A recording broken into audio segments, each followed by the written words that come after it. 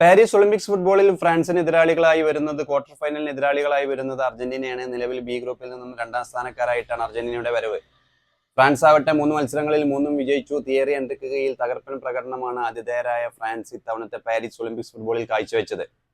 എന്തായാലും നമുക്കറിയാം, Argentina France പോരാട്ടം എന്തായാലും ആവേശകരമാവാൻ പോകുന്ന പോരാട്ടം കൂടിയായിരിക്കും. നമുക്കറിയാം, ഈ ഒരു കോപ്പ അമേരിക്ക ഫുട്ബോളിന് ശേഷം ഫ്രാൻസ് താരങ്ങൾക്ക് നേരെ ഒരു വംശീയമായ അധിക്ഷേപം ചാൻസ് പാടി എന്നുള്ള രീതിയിലുള്ള വാർത്തകൾ പുറത്തു വന്നിരുന്നു. നമുക്കറിയാം, എൻസോ ഫെർണാണ്ടസ് വിഷയമൊക്കെ ഉണ്ടായതാണ്. എന്തായാലും ഫ്രാൻസ് അതുപോലെ അർജന്റീന പോരാട്ടമാണ് ക്വാർട്ടർ ഫൈനൽ പോരാട്ടം. ഇന്ന് ഇന്ത്യൻ സമയം രാത്രി 12:30 മത്സരം. എന്തായാലും ഇന്നത്തെ മത്സരത്തിന്റെ സ്കോറൊക്കെ ഒന്ന് കമന്റ് ചെയ്യുക ആരാധകർ. എന്തായാലും ഒരു ആവേശകരമാവാൻ പോകുന്ന പോരാട്ടമാണ്. ഇന്ത്യൻ സമയം രാത്രി 12:30 മത്സരം.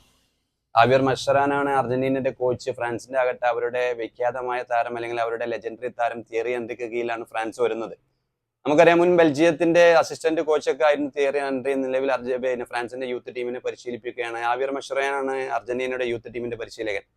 ഒരു ശരാശരി പ്രകടനം തന്നെയാണ് അർജന്റീന ഒരു ഗ്രൂപ്പ് തല മത്സരങ്ങളിലൊക്കെ ഈ ഒരു പാരീസ് ഒളിമ്പിക്സിൽ കാഴ്ചവെച്ചത്.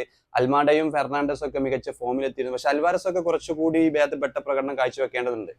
മറുവശത്ത് ഫ്രാൻസ് ആധിപത്യത്തോട് കൂടിയിട്ടാണ് ക്വാർട്ടർ ഫൈനൽ ഉറപ്പിച്ചിട്ടുള്ളത്. അത് മാത്രമല്ല, അവർ ആതിഥേയരാണ്. കൂടാതെ അർജന്റീനയ്ക്കെതിരെയുള്ള ഒരു മത്സരം എന്തായാലും ആവേശകരമാവാൻ പോകുന്നത് നമുക്ക് തന്നെ അറിയാം.